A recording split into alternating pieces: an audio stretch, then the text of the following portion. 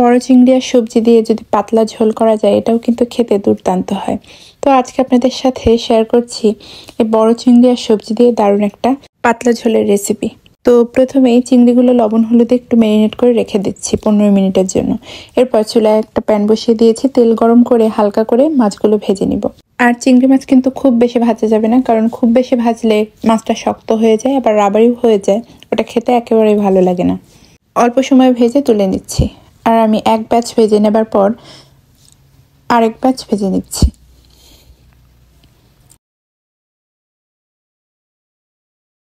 মাছ ভেজে নেবার পর এবার আমি সবজিগুলোও ভেজে নিব একইভাবে লবণ হলুদ দিয়ে।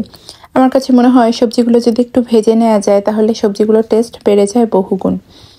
আবার অনেকে আছেন শুধু মশলার সাথে কষিয়েও রান্না করেন, তবে আমার কাছে মনে হয় একটু ভেজে নিলে খুবই ভালো লাগে খেতে। আলু এবং ডাঁটা প্রথমে ভেজে তুলে রেখেছি, এবার মিষ্টি কুমড়োগুলো ভেজে নিব। আর মিষ্টি কুমড়োগুলো আগেই ঝোলে যোগ করবেন না, এতে করে দেখা যায় যে মিষ্টি কুমড়াটা আগেই গলে যায়, কারণ মিষ্টি কুমড়া সেদ্ধ হতে খুব বেশি সময় লাগে না। সবজিগুলো তুলে নেবার পর এবার আরেকটু তেল যোগ করে এর মধ্যে দিয়ে দিয়েছি পেঁয়াজের পেস্ট এবং জিরা বাটা।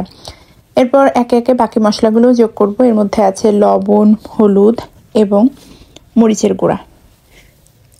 মশলাটা ভালো মতো কষিয়ে নিয়ে আমি এর মধ্যে ভেজে রাখা আলু এবং ডাঁটাটা প্রথমে যোগ করে একটু কষিয়ে নিয়েছি, একটু সময় নিয়ে তারপরে ভেজে রাখা চিংড়ি এবং মিষ্টি কুমড়োটা দিয়ে আর একটু কষিয়ে নিচ্ছি। মিষ্টি কুমড়োটা পরে যোগ করলে ভালো হয়। আর কষিয়ে নেবার পর আমি এখানে কিছু কাঁচামরিচ চিড়ে দিয়ে দিচ্ছি, এতে করে দারুণ একটা ফ্লেভার পাওয়া যাবে।